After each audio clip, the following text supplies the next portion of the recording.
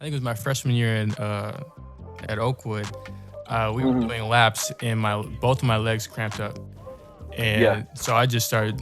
I'm skinny. I went straight to the bottom, and yeah, so then I drowned. I came back up, and yeah, my swim instructor was like, never fight the water.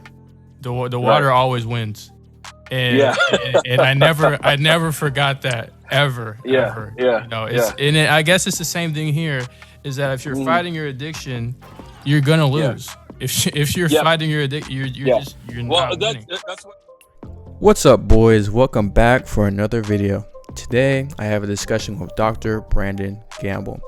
Dr. Gamble is a school psychologist based out of Southern California with over 25 years of experience helping students navigate their lives both inside and outside the classroom.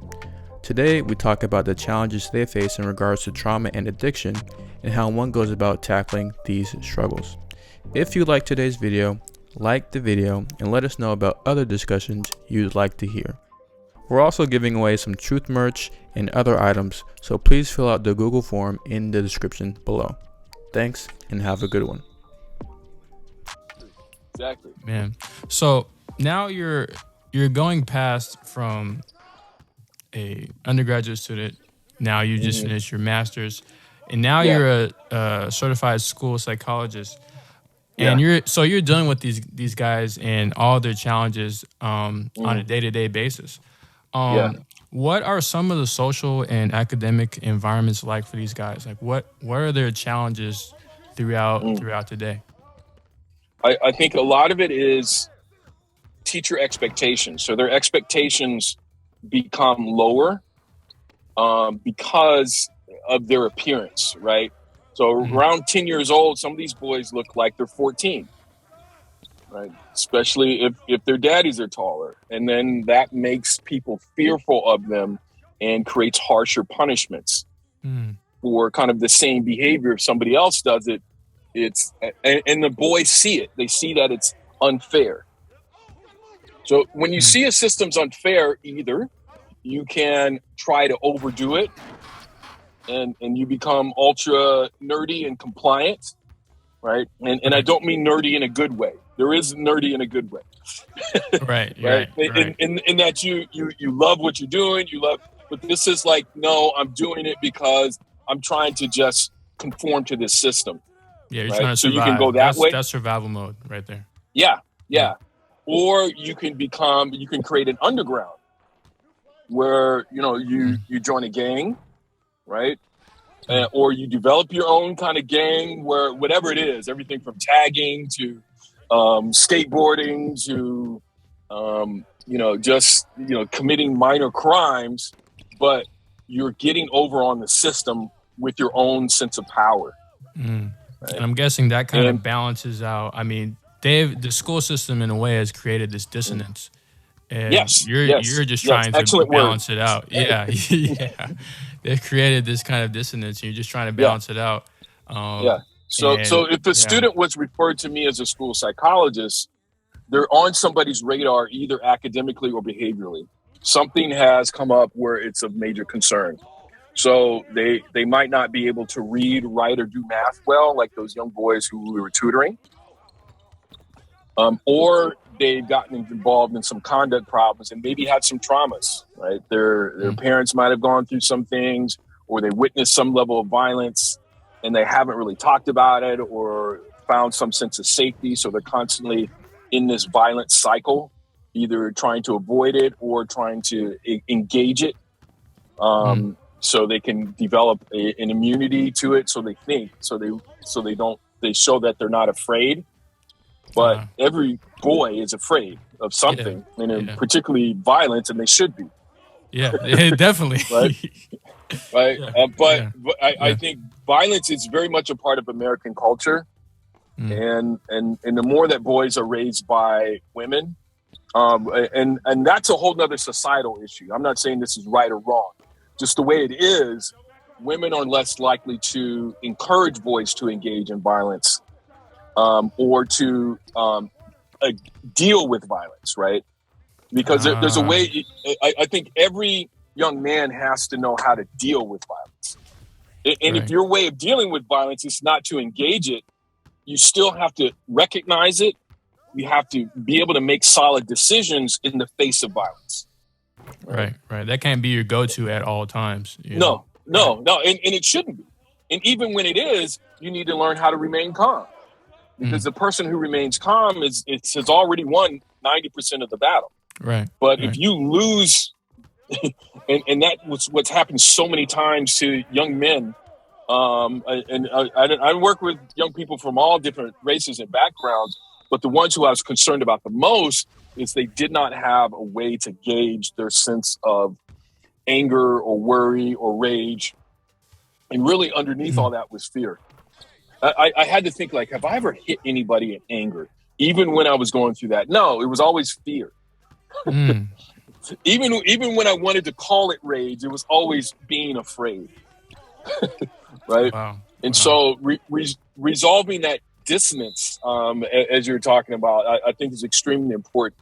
So if the result was an academic issue, I had to help the young person have a sense of safety when it came to academics, when it came to their identity, and really being clear about, okay, being able to think long term, but also being able to see themselves as capable and viable, no matter what anybody else said.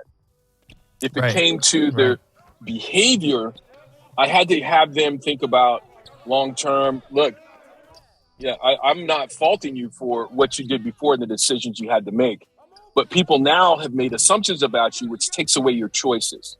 Do you want your choices back in a way that feels not just good to you, but that gives you more and more choices and options with your life? Or do you want people to start restricting your choices and options in your life? Because if your parents don't do it, then somebody else will.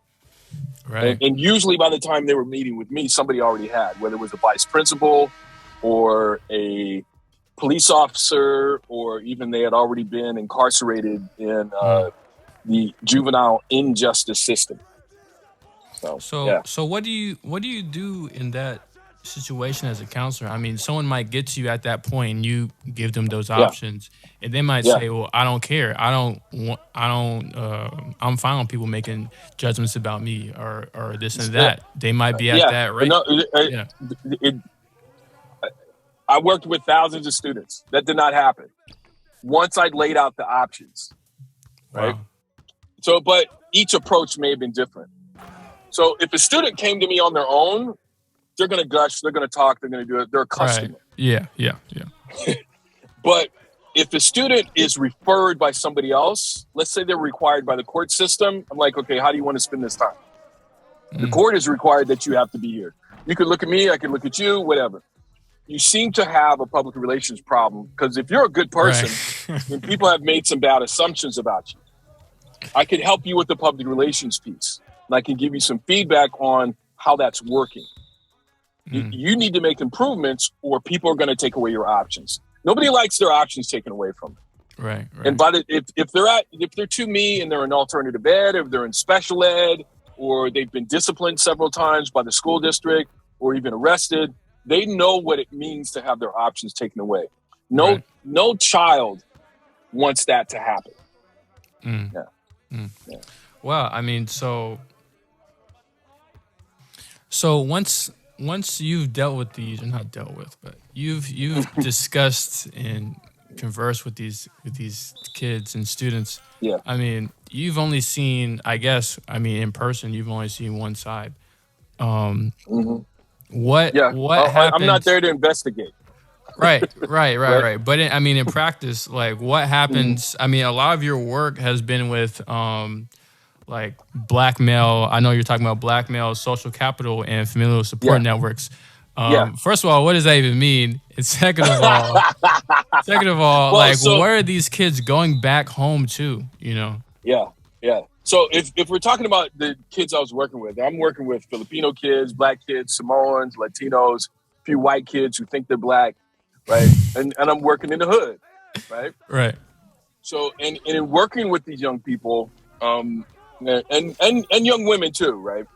But a lot of times they're going home to folks who are dealing with um, a lot of extraneous variables, right? Things that are keeping them from being able to center their attention around them, right? The parents, you say? So, yeah, right. Oh. They're working 2 or 3 jobs. Yeah. If we're talking about the economy, especially the economy where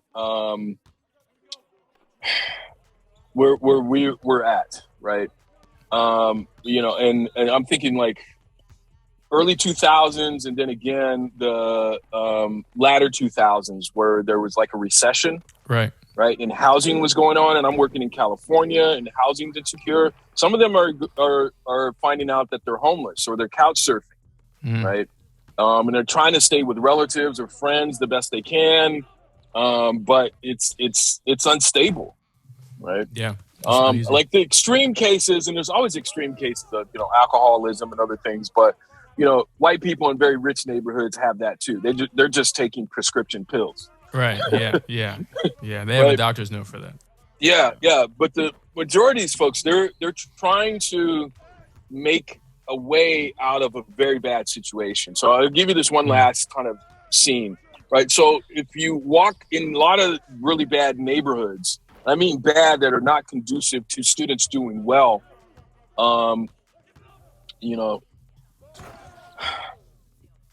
liquor store, church, halfway house, housing project, more liquor store, absolutely no grocery store. And if you do have a grocery store, very little vegetables, chips stacked high to the ceiling, soda pop, junk food, hardly any nutritional food, right? So you have this diet of hot Cheetos and Takis and ramen noodles with tapatio sauce in it that's being even served at the school, right? And then this kid's trying to go to class. I mean, just eat that for 3 days.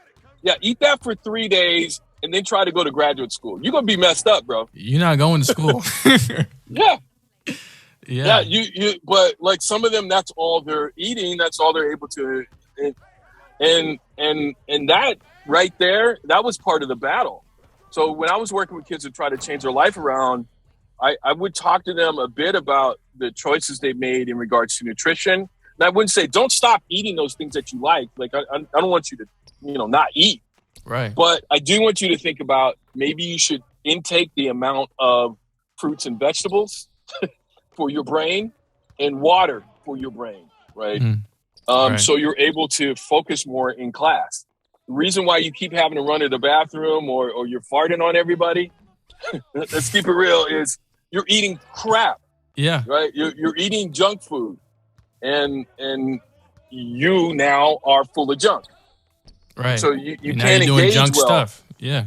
And you make poor decisions when you have food that's not really designed for your brain. Exactly. And so the students who I had who even if they didn't catch all of it, eventually something would stick and they'd make a decision, right? And here's the thing about, and I mentioned laying out options before, but I heard KRS-One talk about it first. He talked about quantum physics, right? The great rapper KRS-One. No clue. And so quantum physics, for those that may not have heard about it, it's just simply taking a look at multiple possibilities, right? And if you're a DC or a Marvel fan, you know about the multiverse, right? But there's a range of possibilities. And within that, once you look at those range of possibilities, sometimes it frees you up to not to feel so heavy about you have no choices. Because here's the kicker: as a psychologist, I learned from the late Dr. Amos Wilson, very famous and important Black psychologist. You can catch him on YouTube. He passed away in his 90s, but one of the things or in the 1990s, one of the things he talked about was violence comes from impotence, right? Wow. And impotence means a lack of choices. So what I'm trying to do is give young people, particularly young men, back their virility, right? If you follow that, 50 Cent word, I'm trying to make them have more choices and not be impotent. When you're impotent, you have no power. When you have choices, you get power back. When you get power back, you can make even better choices. But when you don't even know what you don't know, you're going to be screwing up, and you're going to be powerless, and someone else is going to take your power and make the choice for you. So is this then this amount of violence as a result a way of creating choice, or a perception that you're creating choice? Yeah, but it's the last one that human beings have, right? Right. It's the last one that mammals have. If you're backed up against the corner, violence. Yeah, that's all you have in order to live. Man. I mean, and we can talk about. I mean, we talked about so much with. I mean, you referred to the lack of grocery stores and liquor stores being relevant. Yeah. I mean, zoning in this country is just ridiculous, and how we've just created these problems on problems. But that's for another episode. But so you have this. Well, when you don't think of people as human beings, it's no problem to commit violence on them. Right. And this is absolutely violence. This is absolutely violence. Yeah. But I'm paraphrasing some of what Martin Luther King said about poverty. Poverty is some of the worst forms of violence. So now you have this student who's getting hit in the classroom. Now they're going to outside of the classroom to make consonants again. Now they go home after making consonants, possibly, and now they're getting more dissonance at home because they can't eat. Whatever they do, even on the way home, right? They have to deal with that underground, right, of gangs, and making sure that they understand if they have a pass to make it past that group or not. Like it's getting rough out there. It's a ton of stressors. Then you add on that having a parent that's working 3 jobs that can't support you the way that you should be supported. It's just a perfect storm. Add this extra one to it. The parents doesn't have access to health care. Oh man. Right. Now it's really bad. They get either injured or sick. Right. So I was listening to the study about Black men who most often when they do get injured on the work, they're blue collar and they're out for a while. Because the types of injuries that they may receive, right, if they're working construction or they're doing factory work, can be life-altering, right? And which is more likely to lead to alcoholism or other drug use, right? And so if they're dealing with that, that's a huge problem. Man, and those aren't small injuries. You know, these are huge. This is somebody broke something. Life altering. Yeah. And so you brought up addictions. I wanted to actually, that flows perfectly into our next question. All of these stressors could potentially lead to addiction. And one of my favorite psychologists is Gabriel Mate. And he talks about how all addiction forms from pain. Can you talk a little bit more in depth about that, and just talking about how addictions develop and how addictions might be relevant in this scenario of a child as a school psychologist? I used to show his talks in my classes, and particularly when he talked about his book In the Realm of Hungry Ghosts. It's a great book. Right. And so in these hungry ghosts, they cannot be satisfied. Right, because they're ghosts, right? And so he's talking about a couple of things that we know with science. One is trauma, right? And if trauma is not addressed, the brain keeps sending the message that you're in a fight or flight mode. And when you're in a fight or flight mode, the chemicals alter. Therefore, the chemicals that you have in your body that deal with stress, you start ingesting those kinds of things, stress chemicals. So for Dr. Mate, his mother escaped the Holocaust with him in her belly. So escaping the Holocaust caused her a great deal of stress and caused him to be born with asthma because the increased cortisol levels due to the stress. Let's talk about what addiction is, right? Right, okay. And you can be addicted to just about anything that keeps you from fulfilling your own potential. Right. So let's say you say, I intend to do this today or this week or this year, but other things seem to be so much more important. So these are not necessarily bad things. Video games, not a bad thing. Right. Smoking weed in moderation, not a bad thing. Drinking, not a bad thing. But if you do it to the detriment of your ability to accomplish your own goals and objectives, bad thing. Yeah. Right? If you know you got a job interview, but you're too high to go to your job interview, bad thing. That's a bad thing. If you know you want to start your own online business, but you're spending too much time online gaming, so much time that you haven't been able to sleep, you haven't been able to eat properly, and so you make really poor decisions, bad thing, right? I would say everything in moderation. Again, and that's something that Gabor Mate talks about when it comes to addictions. So at some point, the ghosts have to be satisfied. If not, then the addiction will arise and overtake you.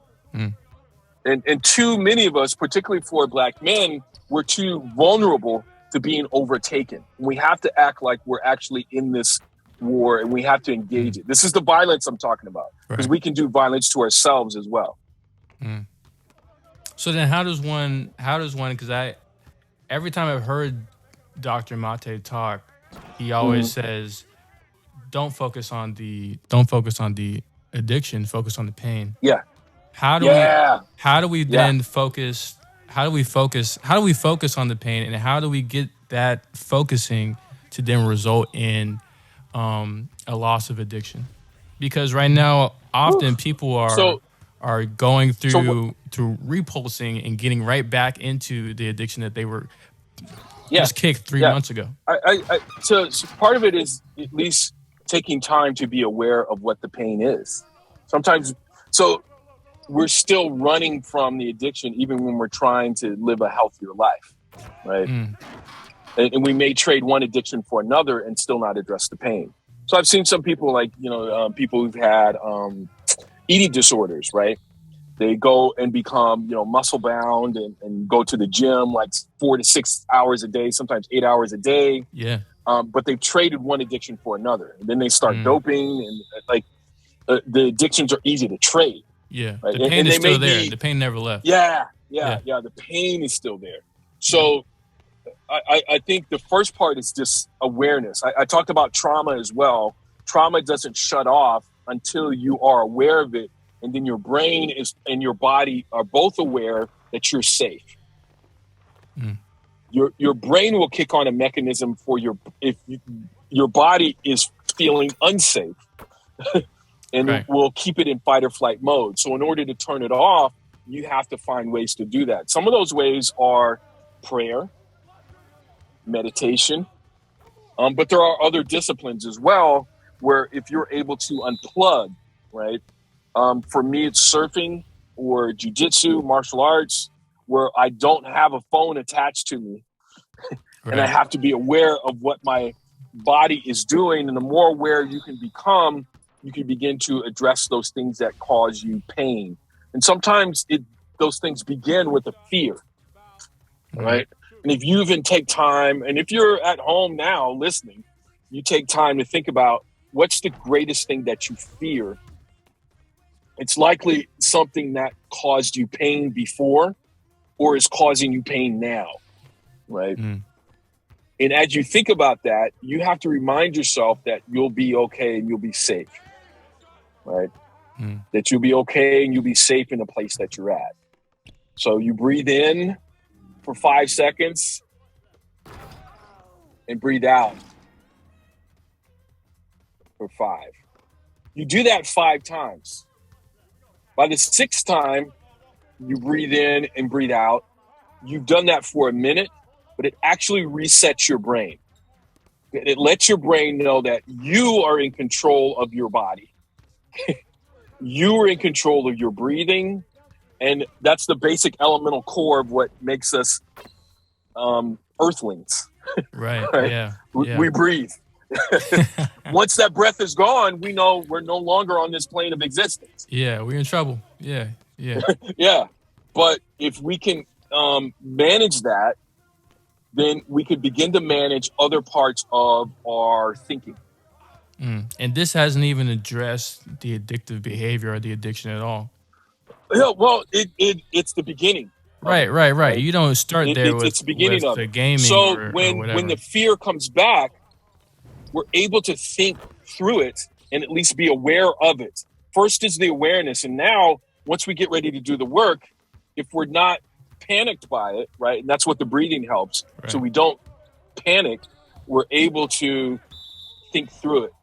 Now in martial arts, we have a big conversation about people who panic. Right? And usually in jiu-jitsu classes, some people, so, when you're doing jiu-jitsu, somebody's going to choke you or they're, taking off one of your limbs, you tap. Yeah. Right? We have some people who panic tap, right? And when they panic tap, it's because they think like, oh man, I can't do anything. I don't have any other options. And they tap, right? And they work themselves up. And sometimes you have to tell them, you're fine. You're alive. You're okay. Nothing has happened to you yet. Yeah. But they're working so hard and sometimes even against themselves that they can't even see their way towards a solution. So if you can control your breathing, then you can begin to think about, okay, what could the solution begin to look like? And going back to the options we talked about, that's when you can begin to see multiple possibilities here. Yeah. But if you can't even control your breathing, you can't see those possibilities because there's only one. I've got to breathe. It's an imperative. Right. And if you fight it, you're dead. You can't. There's no winning. Yeah. So I had you need. I had a similar thing. I think it was my freshman year at Oakwood. We were doing laps and both of my legs cramped up, and so I just started. I'm skinny. I went straight to the bottom. And so then I drowned. I came back up, and my swim instructor was like, never fight the water. The water always wins. And I never forgot that ever. I guess it's the same thing here. Is that if you're fighting your addiction, you're gonna lose. If you're fighting your addiction, you're not winning. Well guys, that was the video. Thanks so much for tuning in, and thank you Dr. Gamble for the awesome discussion. If you liked the video, like the video, and don't forget to fill out the Google form for some free merch in the description below. Thanks and have a good one.